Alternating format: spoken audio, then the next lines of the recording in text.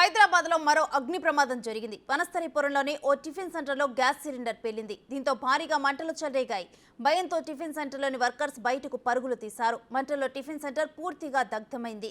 ఘటనా స్థలానికి చేరుకున్న ఫైర్ సిబ్బంది మంటలను అదుపులోకి తీసుకొచ్చారు.